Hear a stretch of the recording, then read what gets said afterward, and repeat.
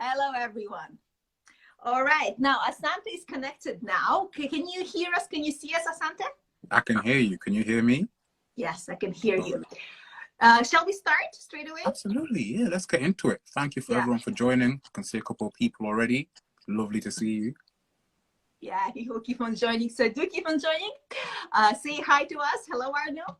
And well, welcome everyone to today's session. The keys to making your presentation unforgettable.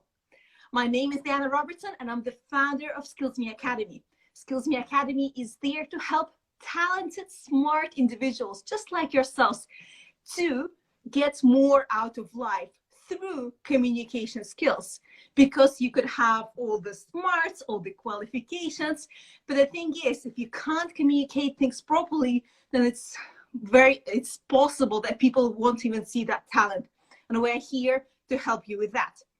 Today we have a special guest with us. I'd like you to welcome Asante, who is a public speaking coach, an influencer.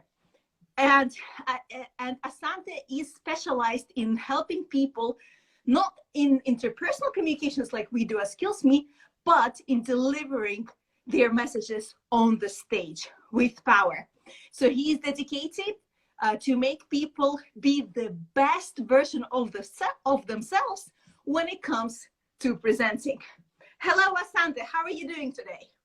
Thank you so much, Diana, for that wonderful introduction. I'm doing very, very well, thank you. As you guys have heard, I'm Asante, co-founder of BreeziSpeaking, and you couldn't have put it any better. Definitely helping people become the best public speaking versions of themselves is what I do. And similar to you, we're passionate about it. When we see people on stage shaking, shivering, nervous, we don't like to see that. You know, it's something that fills us with genuine sorrow. But when they can be out there on stage, happy, in their element, that's what puts genuine smiles on our faces. So once again, thank you. I'm looking forward to spending the time with you today, Diana. No, thank you for joining us. It's our honor to have you with us. Now, Asante, I know that you have a vast experience of helping people to present better on the stage. And one question I would like to ask you is that now you've seen loads of people present, loads of different personality types and people with different backgrounds.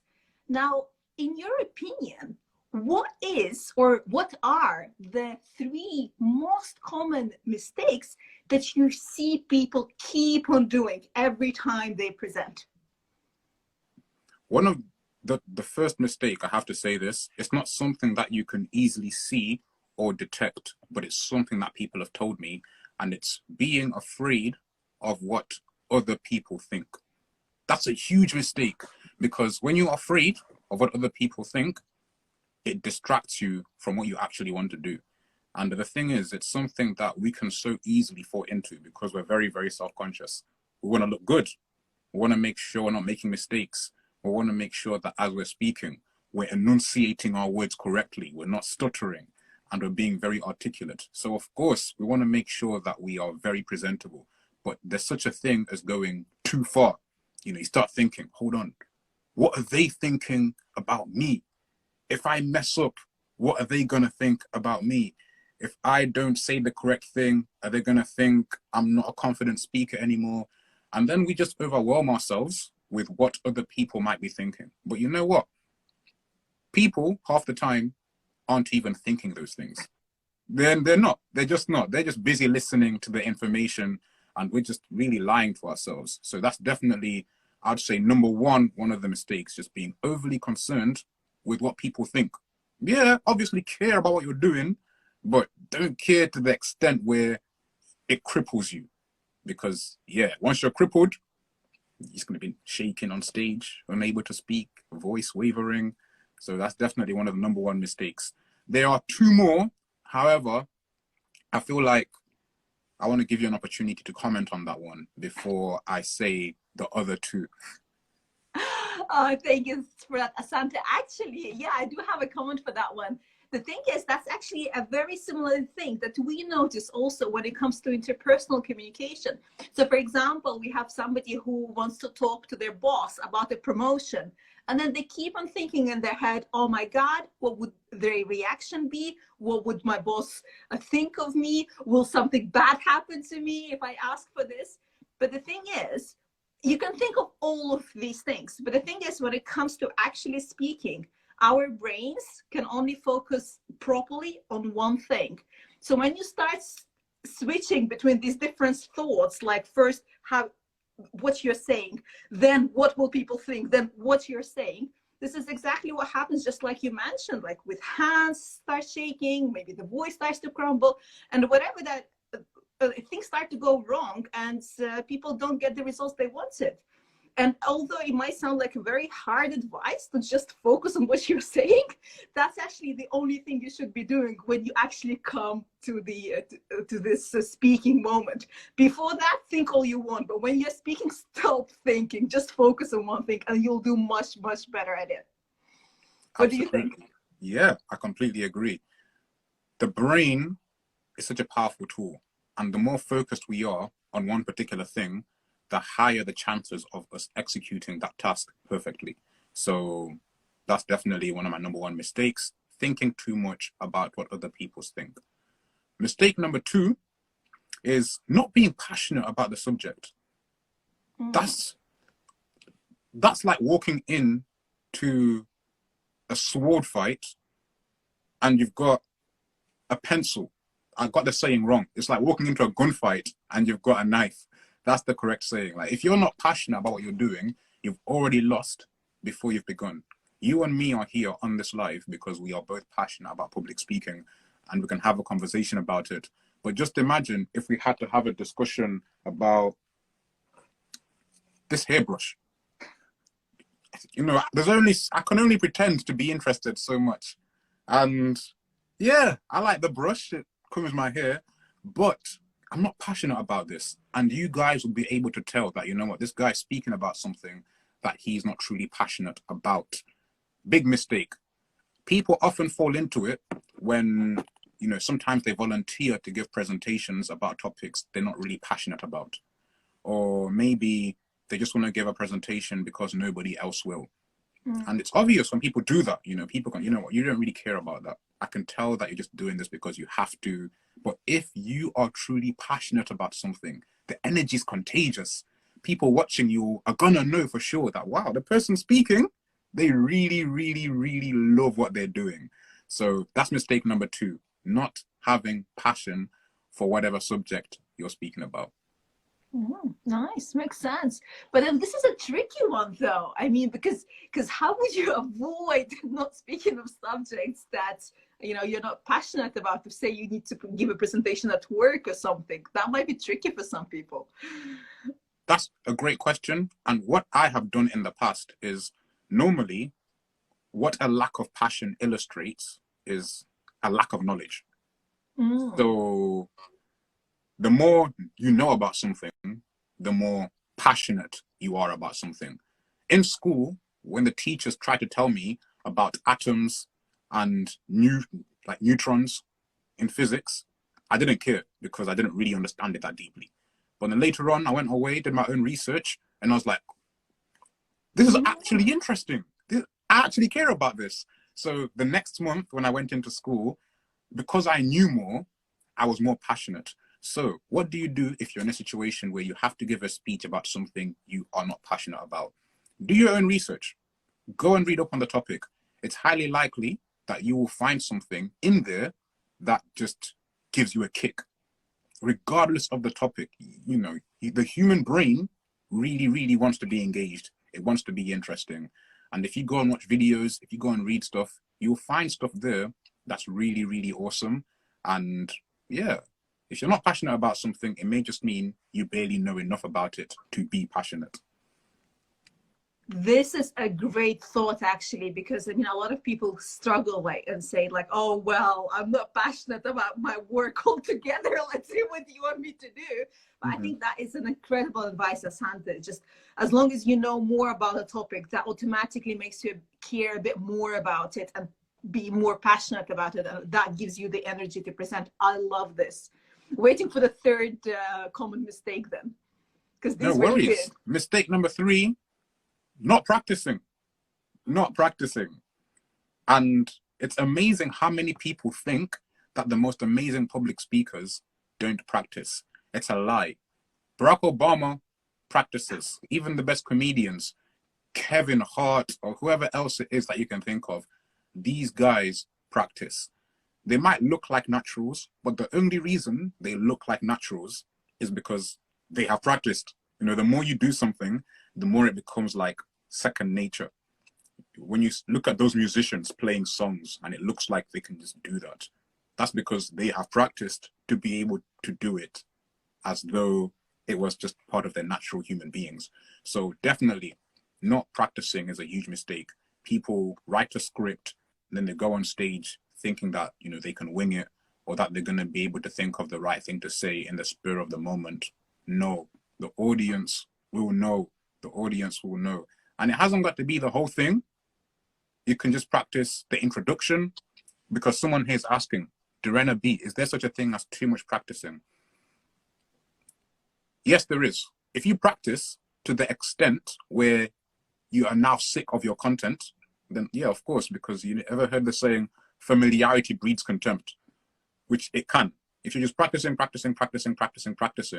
and you're not getting better anymore, the only thing that's happening is you're just becoming sick and tired of repeating the same thing again, over and over again, then yeah, of course, you can practice too much. So try and find a good balance between practicing enough so that you have a strong grasp of the topic and not practicing enough so that you cannot deliver confidently. So I hope that answers your question, Dorena. And also that is my third and final tip before I ask you some questions of my own. So what do you have to say about that one, Diana? No, I think that's brilliant. In fact, actually, Darina, thank you so much for asking your question. And guys, look, this is the live. This is your opportunity to communicate directly with us. We will answer any of the questions. Don't wait until the live to ask your questions. Just keep on sending them anytime you want, or comments or questions, anything you want. And then once we have a moment to answer them, this is when we will get to them. But no, don't worry, no question will be left unanswered today. Now back to you, Asante. I think I love that. I love what you said about practicing. In fact, I would love to add here a little bit, in the sense that me too, when I was new to public speaking and things like that, I just looked at some people who were so good, and my first thought was like, oh my gosh, this guy is a natural. There is no way I will ever be like that. No way. It's impossible. But then, hey, what turned out is that it wasn't just the practice before that speech. It's an overall practice throughout his life that got him there. Because when I was in the beginning of my learning public speaking, practice definitely helps, absolutely. But then, like, there is only so much I can present, and my capabilities are only so much. But then once you practice delivering speeches again and again and again, specifically in front of public, not just in your heads, this is when the real difference I found happening, for me anyways. So I think it's a general practice throughout the life. But I don't know, what do you think about that?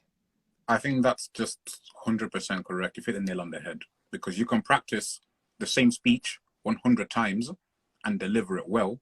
But if you give 100 speeches and you now just get into the habit of delivering speeches all the time, then the next time you give a speech, you have not only practiced one speech, but you have practiced fast-paced speeches, you have practiced slow speeches, you have practiced happy speeches, you have practiced sad speeches, you have practiced a whole variety of speeches. So the next time you're actually required to speak, it's going to be easier. You have extended the repertoire of the amount of speeches that you can give. So, of course, I can't completely agree with your point. Nice.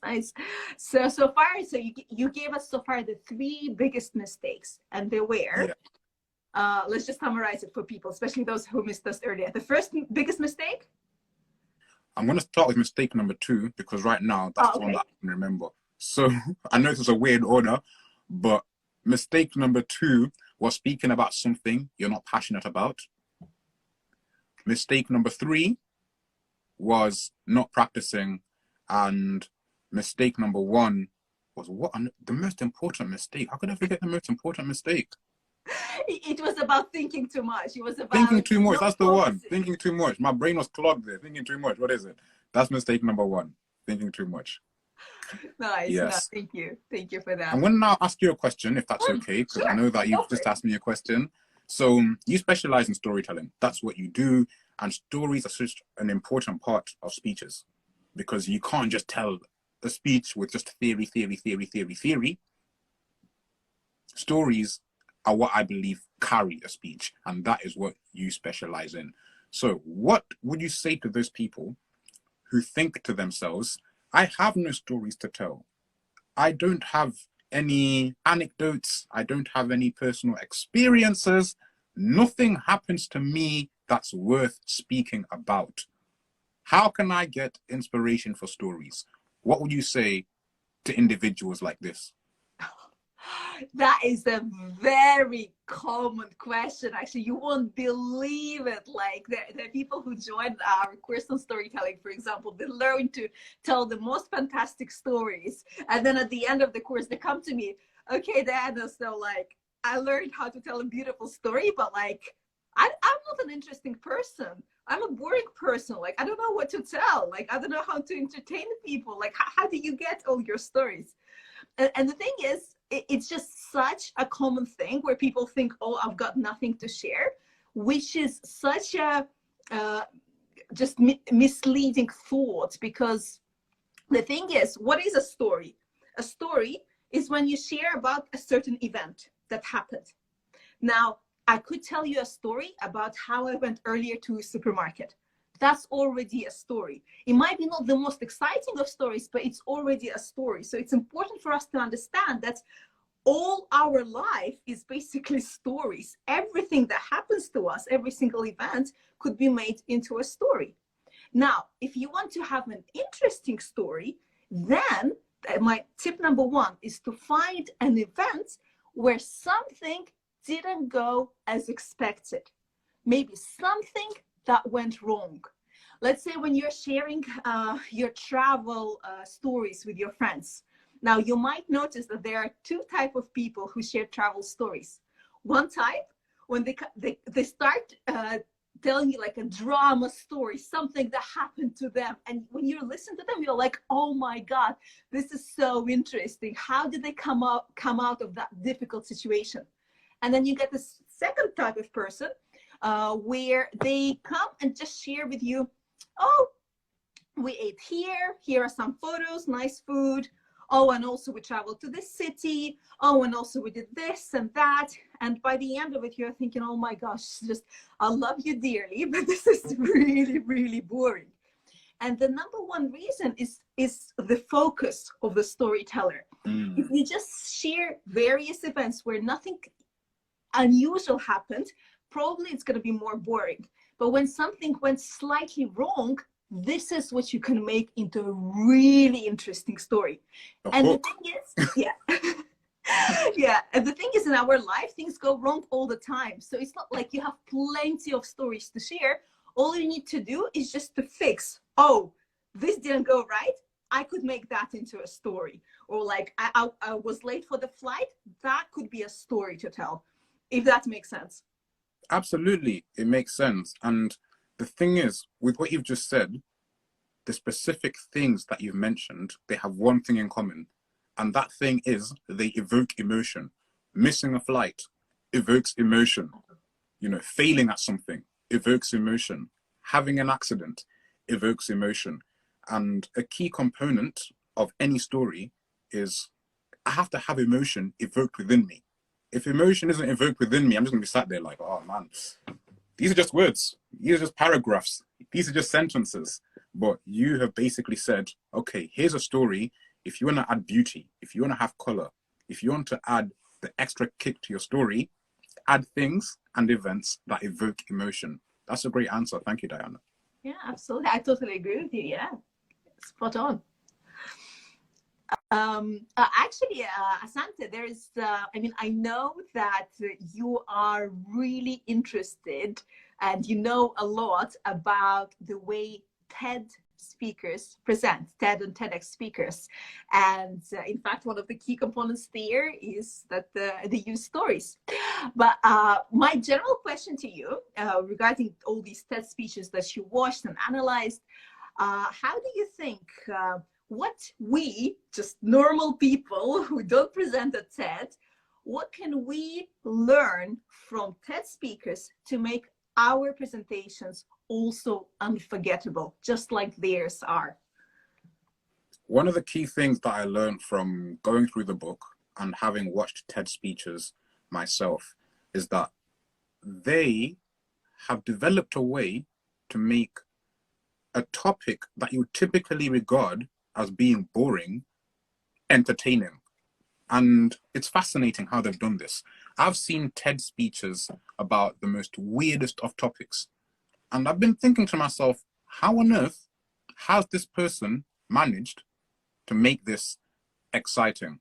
I once saw a TED talk on nothing, believe it or not. If you're watching this right now, go on YouTube and write TED talk about nothing. The guy is speaking about nothing. He's not got any topic. He hasn't got any substance to what he's saying. He is literally speaking about nothing. But it's the way he delivers it, the passion in his voice. You can actually see the energy in his eyes. And that's one thing that I've seen that all TED speakers have. I've mentioned it before, but I have to mention it again. All of them are extremely, extremely passionate about what they're talking about. Most of the times you have world-leading experts who are speaking about something, people who have fully immersed themselves in the topic, or you have people who maybe work in the field. Just passion, they're oozing with passion. The fact that they can only speak for about 18 minutes, they're actually struggling to be able to stick to time because like I've got to squeeze in so many things because I've got so many things to say. So that's a common thread with TED speakers. Passion, passion, passion. I know I've already spoken about passion, so I'm going to give another one. Just people can be like, oh, you're already repeating exactly what you said before. Okay, so another one is visual aids. They really know how to use visual aids. There's such a thing as death by PowerPoint, which I'm sure some of you watching have probably heard of this before. Someone's just speaking. Experienced it. Yeah, experienced it. You know, just slides, reading off the slides, a lot of text on the slides, and you don't know whether to listen to the person who's speaking or to read what's on the slide. You don't know. With TED speeches, the most that I have seen is maybe 1, 2, 3, or 4 words. The rest is just images, just pictures. They're able to summarize what they're talking about in just a picture. And then they speak on top of the picture. So the audience aren't there thinking, I don't know where to look. Do I look at the slides? Do I look at you? Nah, the visual aid is just that, an aid. And if you look at TED speeches, you will see that most of them, the really, really good ones, they use visual aids in a way that other presenters don't normally do it. Barely any text, and they just use it to assist them. Very vivid, bright, imaginative images that captivate you as you watch the speech. Yeah.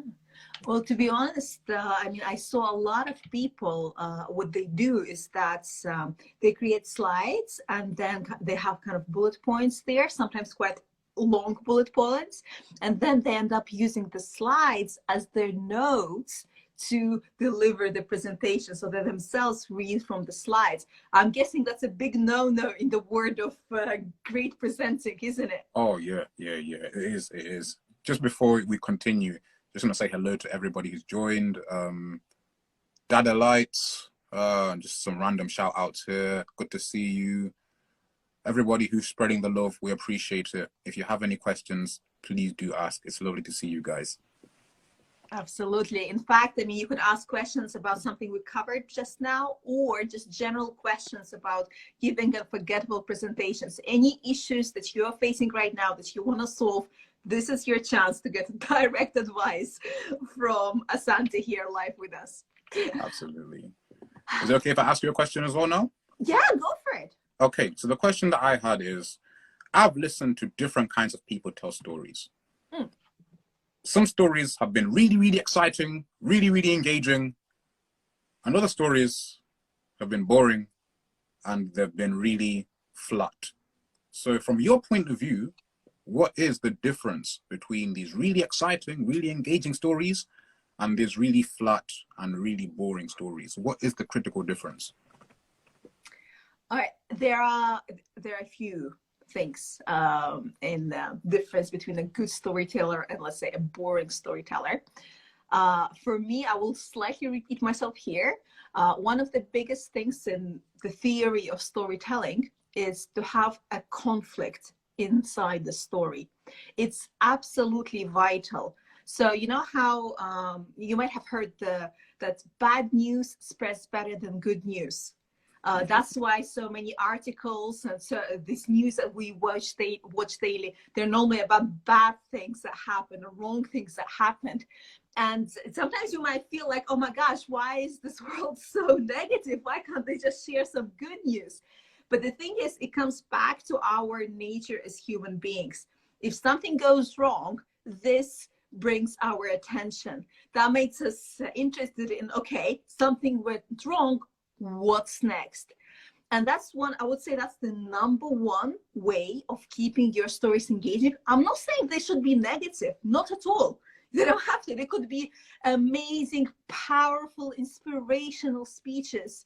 But like, if you notice all the inspirational speeches, especially powerful inspirational speeches that people present, for example, at TED stage, you would always notice this part of the story where they're talking about bad experiences that happened to them, situations where they were emotionally down, when things didn't go according to plan, when they lost a business, when they lost, I don't know, a close person, whatever it is. It doesn't have to be this big. I mean, it could be even something small. But the point is, something went wrong.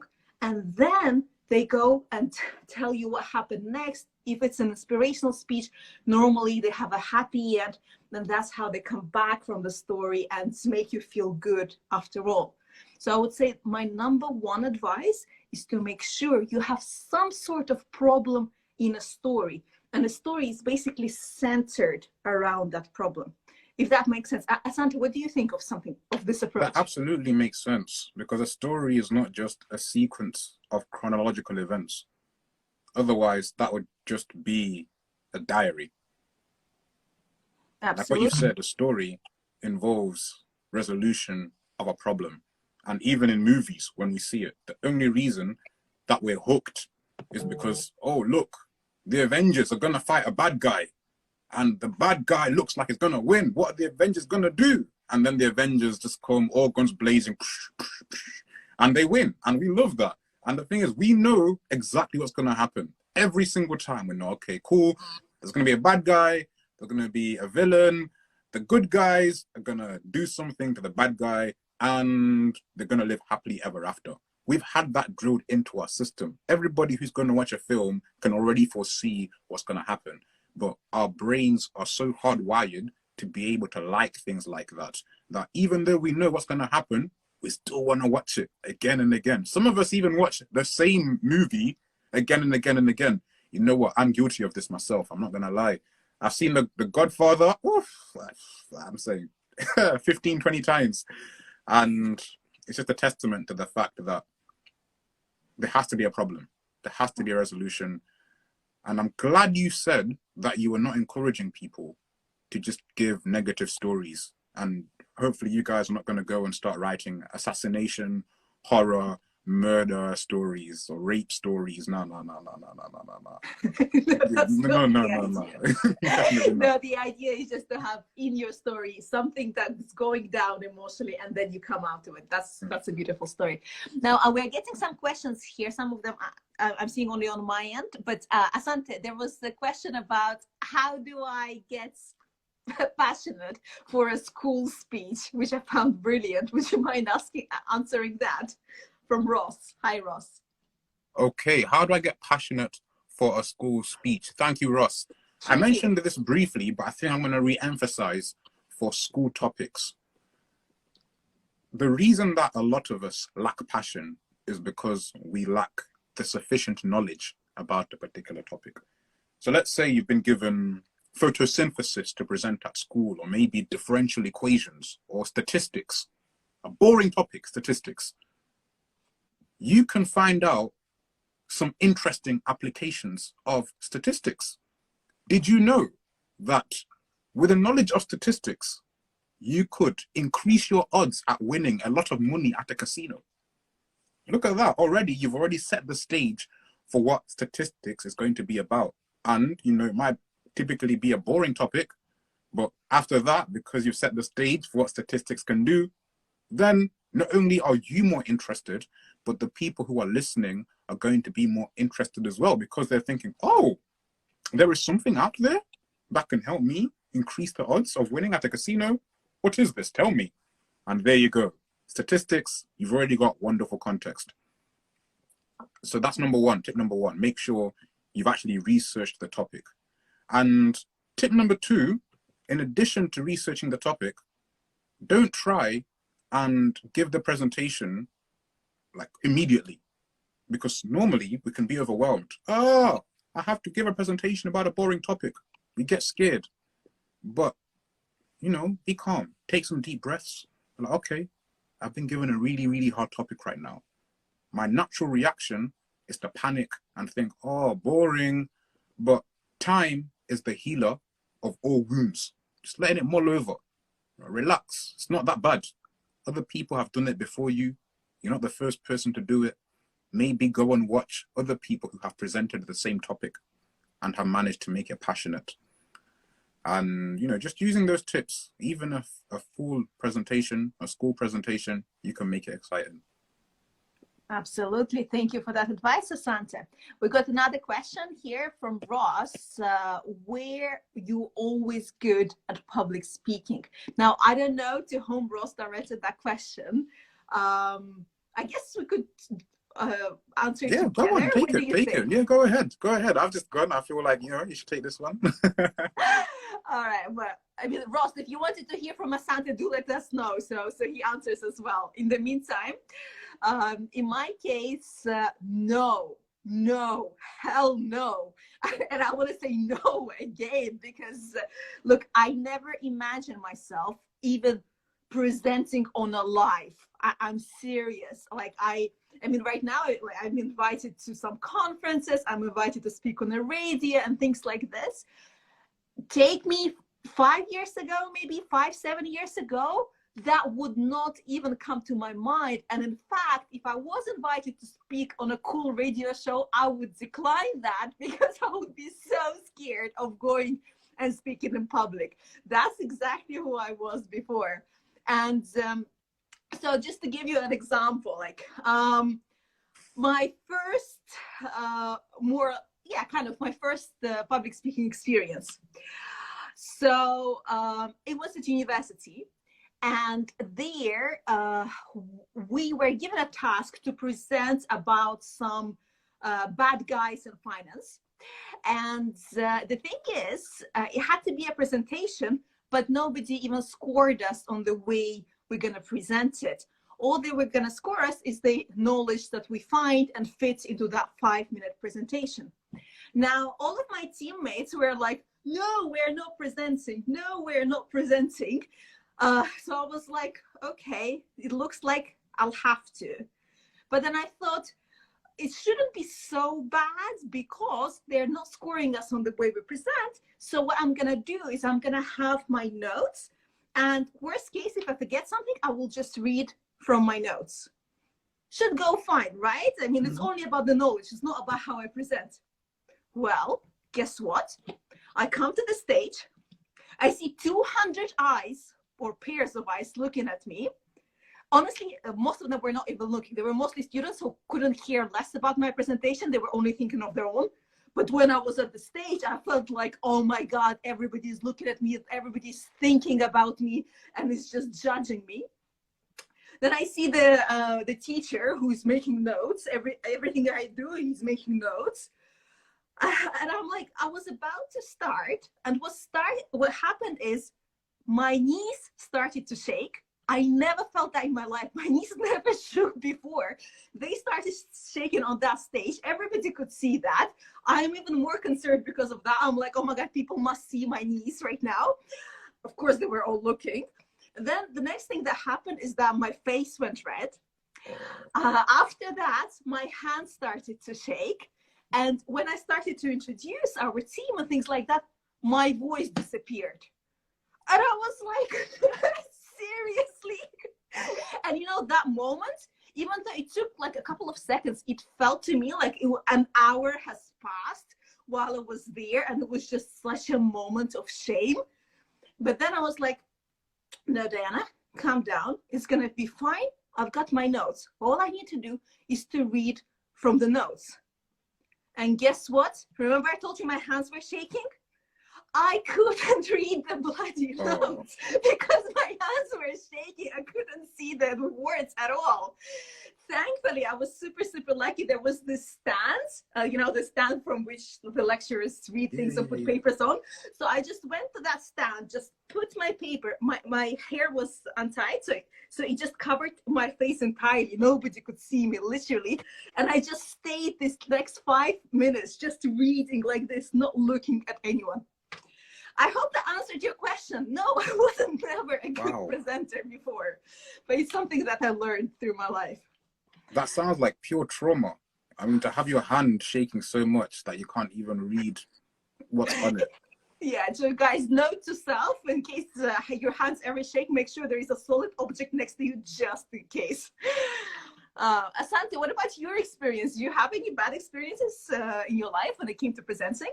Oh, yeah, of course. Before I comment on that, I just want to say that from your experience, you were immersed in the deep end straight away, 100%. University, you're presenting in front of 200 people. And if I remember correctly, the question was, were you always, you know, this good at public speaking? For me, obviously not. No one is born great at public speaking. However, one thing that I did have in my favor was I started at a very young age. So I grew up in the church. I still go to church now. And at my church, anyway, I'm not sure about all churches, there is a requirement every now and again that the children, no matter how young you are, you have to go up and give a presentation about something. Not very long, but it could just be a presentation about trees. It could be a presentation about birds. Whatever presentation you want to do, give a presentation. In fact, we have a special uniform that we wear, that we do when we're doing these presentations. So I was doing this week in, week out, and as the branch is bent, so it will grow. If you teach them young, then as they grow older, it's just going to be part of their DNA, part of their fabric. So going through the process, just continuing, giving these presentations, you know, not even knowing that this is something that scares people, because when you're young, you're just happy to be at the front, you know, doing show and tell, telling everybody what you're doing. In fact, you just want to be the center of attention. It's only when you get a bit older that it dawns on you that, okay, 1 second, people actually find this kind of stuff nerve-wracking. But, you know, children don't really care. So no, I was not always good at public speaking, but because of my background in the church where I was required to speak very, very, very frequently, as I got older, it isn't something that I found nerve-wracking because I'd been doing it for as long as I could remember. So I always say I feel like I had an advantage, which possibly many people don't do. But, you know, that's just life sometimes. Yeah, no, makes sense. So practice, practice, practice. Back to your second, I think, biggest tip. Now we have one more question here. And in the meantime, guys, look, this is your opportunity to ask us questions or just give us your thoughts in the chat where we'll be happy to chat to you. So if you have any thoughts or questions about how to make your presentations better or how to stop, I don't know, the fear of public speaking or whatever it is that concerns you, this is your opportunity to ask. In the meantime, I'm just going to go to the next question, which is from Direna. Not sure if I'm pronouncing you right. Do correct me if needed. So she's asking, how do I make the audience more engaging or the presentation more interactive? So how do I make the audience more engaged, I'm guessing, or the presentation more interactive. I think it will be best if you answer it, Asante.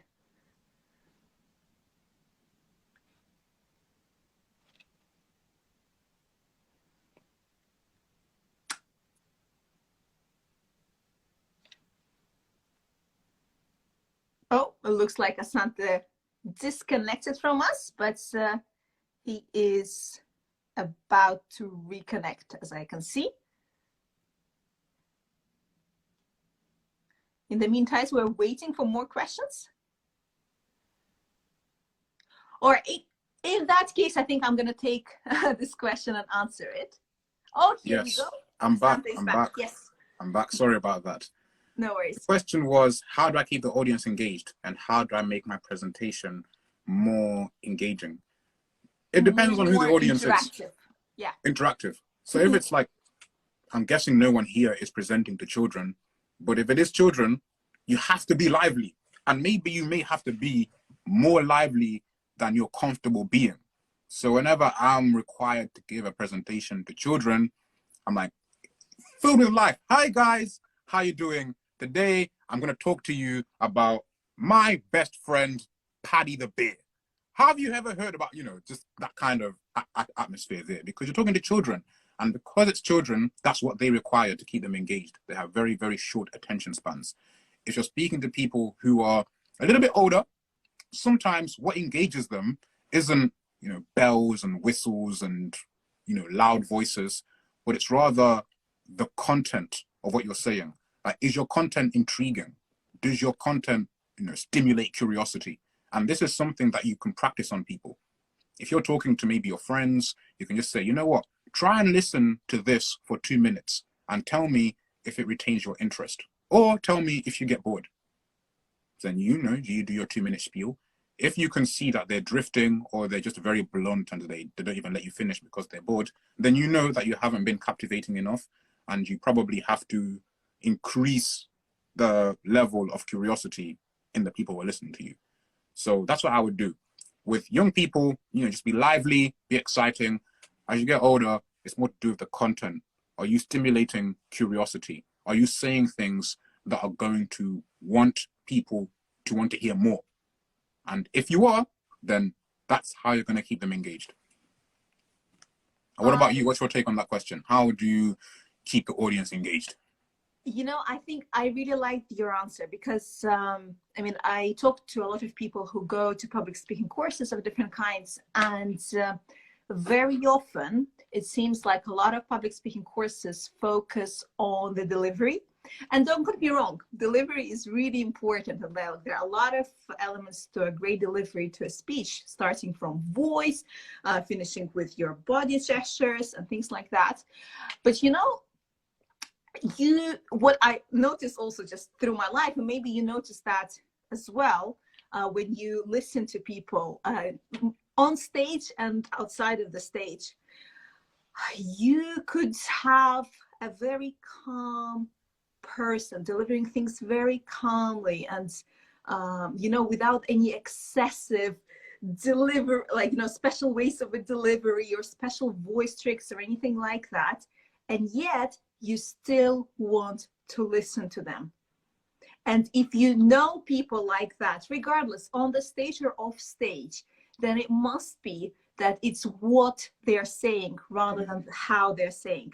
So again, I don't want to say that how you're saying is not important. It's important and you can learn it. And there are various ways to learn it. If you don't have it right now, don't worry about it. It's easy.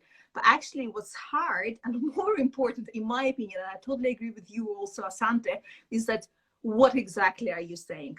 So for example, there is this quick trick, or quick game that you could do to make sure that you're sharing something that is of interest of other people. So when you talk, you need to focus not on yourself, not on your knowledge, but instead on what will the other person find interesting. So a quick solution to that is to literally imagine that person or people in front of you carry this really big sign saying, "Why should I care?" And like sitting like this as well. So just remind yourself all the time, like, why should they care? And kind of come back to that question when you're speaking. And once you find things people will care about, this is when they will start caring about your presentation and about you as well. These are my thoughts on this. What do you think of this little exercise, Asante? That's revolutionary. I'm going to steal that. 100%, I'm going to steal that. I've never, ever come across someone saying, imagine the audience holding up a sign saying, why should I care? But you know what? It's completely true.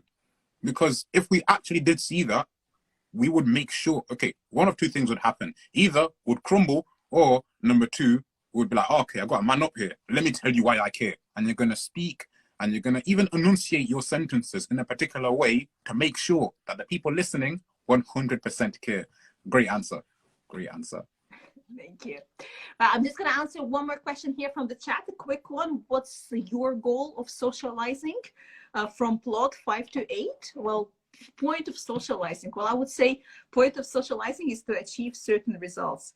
When you're talking to somebody, when you're presenting to somebody, you're not presenting for the sake of presenting. You're not talking for the sake of talking, but you're presenting or talking to achieve a certain thing.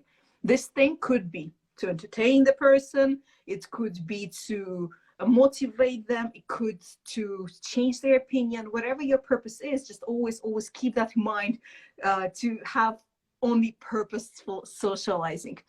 Now, another question here from Short Peters. How do you make a powerful introduction, and what do you do when you forget what you're about to say next? Okay, so these are two questions. The first question, how do you make a powerful introduction? And the second question, what do you do when you forget what you're about to say next? I've got a proposal. Do you want to share this question? I can do powerful introduction and you can do what to say next. And then we're going to have to do a part 2 because I didn't think we're going to get this many questions. Thank you, everybody. So engaged. But I feel like we're going like 40, 45 minutes right now, aren't we? We're about there. Yeah. Well, when would you like to wrap up? Would you like to wrap up in the next 5 minutes or so? Oh, I mean, we can do a part 2 because obviously, people asking questions. So yeah, I think next 5 minutes after this question, I feel like because once the video is saved, that people don't really watch videos for an hour unless it's a movie. So I think this question, we can pretty much conclude with this one. So the question was, how do you give a really, really engaging introduction? My favorite tip to giving an introduction is what not to do. So do not ever start your speech with, hello, my name is whatever your name is, and I'm here today to talk to you about why global warming is not important. Exactly. Who cares what your name is? You have such a small window to capture people's attention. And I often say this, it's funny, but it's true. Unless your name's Bin Laden or Hitler or one of them people there, people simply are not going to remember or even care what your name is. You can tell them your name much later. If you want to introduce something about global warming, you can start off by asking a simple question. Did you know that because of global warming, half of the polar bears that now exist are going to die? Did you know that because of global warming, the food that you enjoy every single day may no longer exist? Did you know that because of global warming, the warmth that you feel with your loved ones may be no more? Hello, my name is Asante, and I'm here today to talk to you about the importance of global warming. Simple as. At that point, you've got them hooked. You've asked them some questions. They're there. They're wondering, I didn't know that global warming could lead to the extinction of polar bears. I didn't know that global warming could mean that I can't spend family, and at that point, they're hooked. You've asked them a question and you're already on the roll. That's a technique that we all know, rhetorical questions. Don't start with my name is, but you can give them a quick rhetorical question and people are going to be on the edge of their seats thinking, ooh, what are you going to say next? So that's a great one. That's how you can give an engaging introduction. I hope that gives you a couple of ideas. Who was it that asked that question? I don't think I can see the chat anymore. Yeah, it's because some questions go to the questions box. I think only I can see it, but that was Okay, from sure.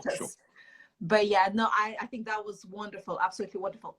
In the meantime, guys, Asante is about to answer one final question that we already got. Those of you who want us to arrange a part 2, let us know in comments. Like, if we see enough demand, we'll definitely arrange something together, maybe a similar topic or a different topic. If you want us to arrange a certain topic, also do send it in the chat, because I mean, it's important for us to know.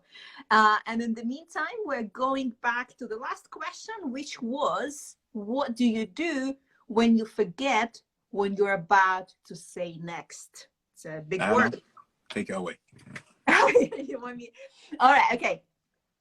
So the thing is, when you forget what you're about to say next, what could happen to you is that you start feeling nervous. You start thinking, oh my God, what will people think about, this chaotic thinking. And the moment you get into that, it's quite bad, actually. It's a bit difficult to come back. So my suggestion, number 1, is to, I know it may sound typical and super hard, to calm down. Here is a great technique to calm down that works, that definitely works. What you do is, okay, you forgot what to say next. Before you just allow yourself to go to that point of nervousness and oh my God, what's next? Literally do that.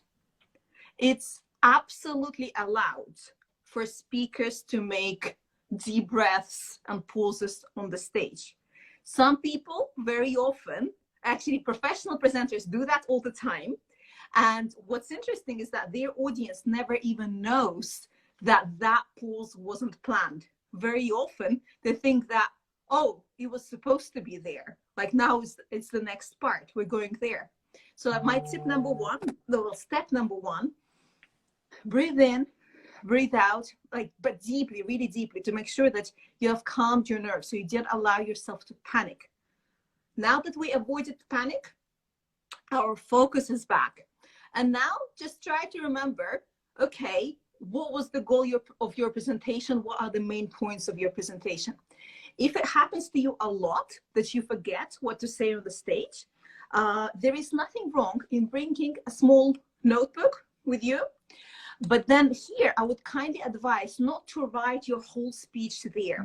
That's not the point, because maybe something similar will happen to you, like to me, where I lost my words and I couldn't find what's next. And there is so much to read, I don't know where to start.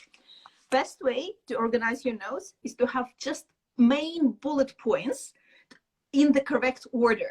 So this way, you can have a look there.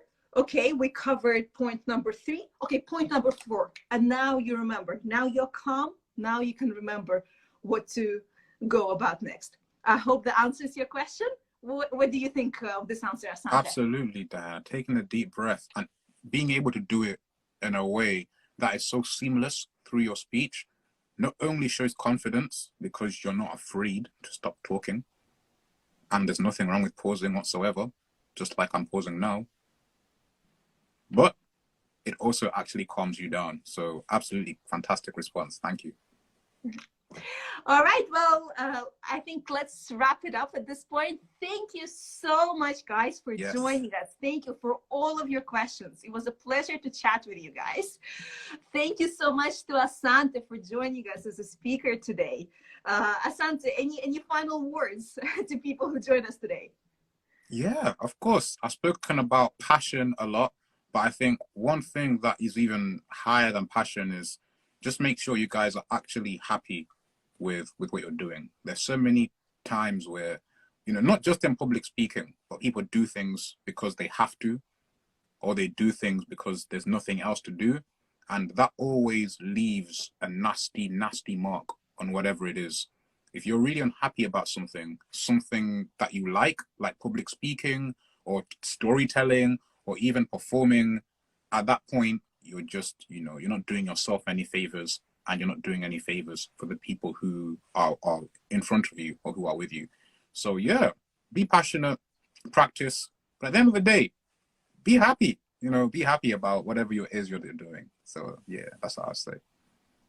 Thank you. Thank you so much for that. And I guess just the final thing from me, Yeah. another thing is if you're not currently great at presenting, at speaking to people, at persuading, being assertive, whatever that is, just remember, these are all skills, and skills can be learned.